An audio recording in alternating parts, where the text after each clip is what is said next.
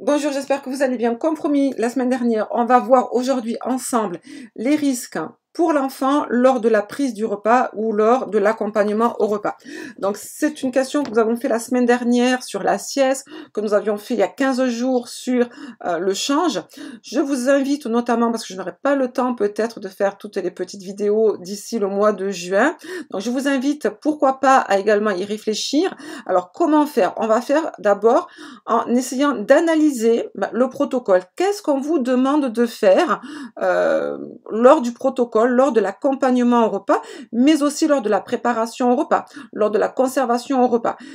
Tout cela, vous allez voir que c'est pas pour vous embêter, c'est pour justement limiter le risque. Alors, on va essayer de les numéroter. On va voir 10 étapes, 10 étapes, et dans ces 10 étapes, on va voir qu'il y a du coup 9 risques. Alors, 10, parce qu'il y en a 2, vous allez voir, qui sont exactement le même risque, mais je les ai séparés parce que c'est pas tout à fait, on va dire, les mêmes notions. Vous allez voir, mais on a 9 risques dans 10 étapes. Alors, c'est parti.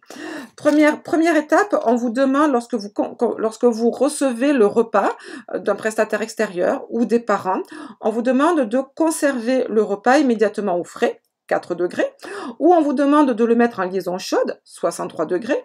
Lorsque vous allez également préparer le repas, on vous demande de respecter ce qu'on appelle une marche en avant, avec un plan de travail toujours impeccable, toujours propre. Là, quel est le risque? C'est le risque des intoxications alimentaires. Donc, premier risque d'intoxication alimentaire pour l'enfant, qui peut être très grave pour sa santé. Je vous rappelle qu'un enfant, on va dire, est beaucoup plus fragile qu'un adulte. Alors, pour nous, adultes, ça peut être déjà grave. Alors, pour un enfant, c'est encore plus important. Donc, très important de respecter vraiment cette marche en avant, ce respect des protocoles et de l'hygiène, vraiment pour garantir une hygiène irréprochable dans le repas que l'on va proposer. Donc, risque intoxication alimentaire, premier risque. Deuxième risque, on vous demande également de nettoyer le plan de travail, la table, la planche, les couverts, tout ce que vous allez utiliser, de le nettoyer avec du DDA. Pourquoi du DDA? Détergent désinfectant alimentaire. Pourquoi du DDA? Parce que ça va garantir à l'enfant qu'il ne va pas y avoir de risque chimique. Le fameux risque chimique qui peut venir perturber la santé de l'enfant, causer de graves difficultés, on va dire, sur l'enfant, sur la santé de l'enfant, et notamment dans le pire des cas, cancer et autres. Donc, on respecte bien comme il faut l'utilisation d'un DDA, toujours pour la même raison. Un enfant, on va dire, est très sensible, beaucoup plus sensible qu'un adulte, donc DDA.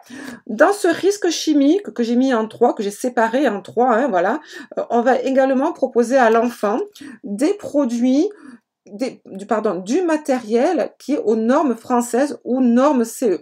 Ce matériel garantit donc du coup qu'il n'est pas toxique pour l'enfant. Par exemple, il va utiliser un verre, une cuillère, une assiette dans un plastique, pourquoi pas, ce plastique sera vraiment non toxique pour l'enfant, sans risque pour l'enfant, et donc pas de risque sur sa santé. Voilà, donc là on est dans la 3e étape, mais avec donc du coup 2 risques, donc premier risque intoxication, deuxième risque chimique. 3e risque, on va proposer également à l'enfant du matériel, ou on va dire un verre, couteau, assiette, qui ne soit pas dangereux pour l'enfant. On ne va pas lui proposer un verre en verre si l'enfant ne maîtrise pas encore vraiment la notion de pince fine, même pour sa santé. On ne va pas lui proposer non plus un couteau tranchant ou pointu qui risquerait, on va dire, donc du coup, de le couper. Donc là, c'est le risque de coupure. On va lui proposer du matériel adapté. Donc là, on est dans le risque de coupure. Autre risque, on va peut-être, mais c'est fortement conseillé, lorsqu'on va proposer à l'enfant de manger, de s'installer à table ou au groupe d'enfants, on va mettre en place des petites règles du style on ne se lève pas, on ne crie pas quand on mange, on parle mais doucement, voilà. Ces petites règles ne sont pas là essentiellement que pour le professionnel, elles sont également pour l'enfant ou pour le groupe d'enfants. Manger dans le calme va permettre de manger sereinement, de bien digérer et surtout de ne pas être attiré par des enfants qui parlent et ainsi de suite, et peut-être de manger, de papillonner, de manger ou de mangeoter, on va dire, de pas finir son repas. Donc là, on a ce qu'on appelle le risque de stress, risque psychologique. On peut également, il faut évidemment aussi, avant de proposer un repas à l'enfant, toujours vérifier le cahier des allergies ou des intolérances, les PAI. Pourquoi? Parce qu'il y a un risque, bien évidemment, si on ne le fait pas, d'allergie, d'intolérance. Allergie, œdème de Quick. Intolérance, ça peut être, on va dire, des nausées, des vomissements, mal-être de l'enfant. Donc, on vérifie toujours le cahier. C'est vraiment pour la santé de l'enfant. Voilà, donc là, c'est un risque sur sa santé. On va également toujours, avant de proposer le repas à l'enfant, l'accompagner au lavage des mains. L'accompagner au lavage des mains, c'est pour lui enlever tous les micro-organismes qu'il aura dans ses mains, sur ses mains. Je vous rappelle qu'un enfant va peut-être utiliser ses couverts, mais il va aussi utiliser ses doigts. Sur ses doigts, il y a bactéries, virus et ainsi de suite qu'il va mettre à la bouche. Donc, on va lui laver les mains pour justement éviter le risque bactériologique. Donc là, on était au 6e risque. 7e risque et 8e étape, on va installer l'enfant sur une petite chaise adaptée à sa hauteur ou sur une chaise avec des sangles de sécurité. Pourquoi? Alors, adaptée à sa hauteur. Très souvent aussi, on vous dit que les pieds touchent le sol. Voilà, il faut que ça soit adapté à sa hauteur, que les pieds touchent le sol. Et quand ils sont tout petits, sangles de sécurité. Pourquoi? Ça, c'est pour éviter le risque de chute, voilà, sur l'enfant. Voilà, pour qu'il évite de se faire mal, forcément. On va également proposer à l'enfant de manger, si possible, le dos droit en fonction de son âge. Et surtout, on va lui couper l'aliment en fonction de ses capacités, lui proposer une texture en fonction de ses capacités. Donc là, sinon, c'est pour éviter le risque d'étouffement. Et le dernier, on va vérifier aussi la température du repas, du plat. On va éviter de lui proposer un repas trop chaud.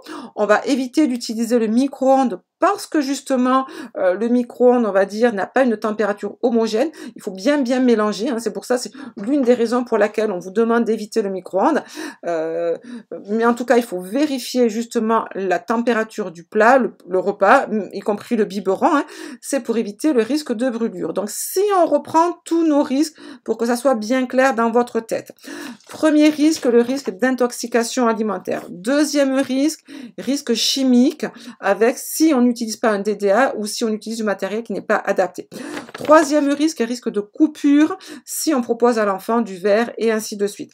Quatrième risque, le risque, on va dire, psychologique, s'il y a trop de bruit dans la pièce, au moment du repas. Cinquième risque, le risque d'allergie ou d'intolérance, donc problème sur sa santé. Sixième risque, le risque biologique, si on oublie de lui laver les mains. Septième risque, le risque de chute, si l'enfant est mal installé. Huitième risque, le risque d'étouffement. Et neuvième risque, le risque de brûlure. Voilà, donc alors j'avais peut-être oublié, voilà, n'hésitez pas à me le dire, on va dire en message, il n'y a aucun souci, mais je pense avoir fait le tour en tout cas. Retenez-les bien et je vous dis, essayez de faire, pourquoi pas, exactement, on va dire le même système. Posez-vous la question, qu'est-ce qu'on me demande? Quel est le protocole que je dois respecter? Quel est le protocole que je dois faire? Et s'il y a forcément protocole, c'est qu'il y a risque. Voilà. J'espère que ça a été clair pour vous. Je vous souhaite vraiment un très bon week-end et surtout de réussir vos examens. Je suis de tout cœur avec vous, vous le savez. À très bientôt. N'hésitez pas à nous suivre sur Facebook. On est très actifs sur Facebook. À très bientôt et bonne chance et bon courage. Au revoir.